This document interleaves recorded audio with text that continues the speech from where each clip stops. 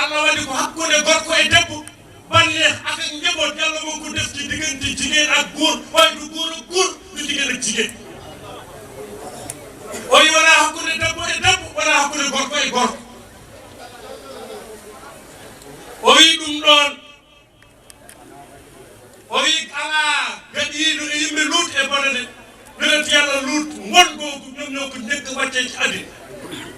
gis nga ak yéefar ak yi keefaraagal o wi ay jinaade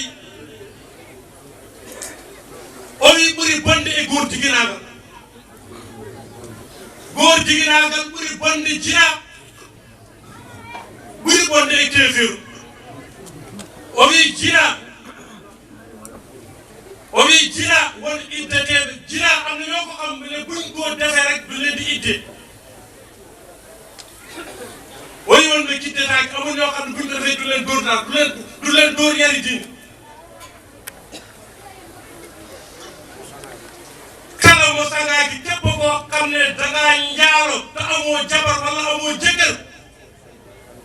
mu ne kooku sariya rëyu ko on kooku duñ koy yar rek on neexati tan o wi so tawi a woni dimu so fekkente yow jigéen nga yow jullit nga to gor nga o wi ka cagiiɗo dangaa sagewu o wi ko waɗande tan duñ lay ray hade ka dimu so fekkente gor nga boo njaalo duñ lay ray o wi so tawi a wonaa dimu so fekkente du o gor nga ñaalu duñ lay dóor yari sag rek duñ lay dóor waaye kenn du la rey ay gis nga góor jigéen nag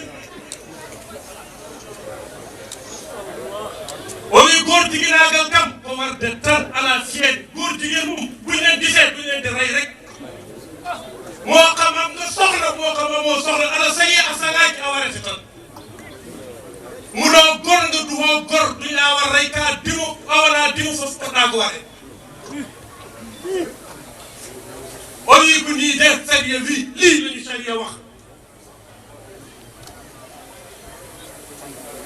o wi kamɓe almameɗe ñoom ñii ñi nga xam ne ñoo jiiti diine ji muy Abu Hanifat rahimahullahu mu ne kooku on ɗon o wi wardata góor jigéen kooku ni muy layee góor jigéen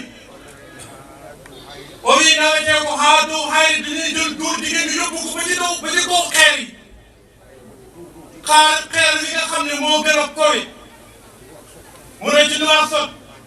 mu ne jëm Wadaan mu ne xeer yi nga xam ne moo nekk foofu mu ne boo yéegee ci kaw xeer yi boo séenee gëlëm da ngay yaakaar ni picc la ndax kowe mu ne nag bu boobaa ñu yéegal fa góor jigéen bi buñ ko yéegalee ñu puus ko béy ko mu daal balaa yëg ci suuf day fekk dee na yettadoo lii taw koo gas ni o wi ko ni Abu Hanifa ñaawri góor jigéenaagal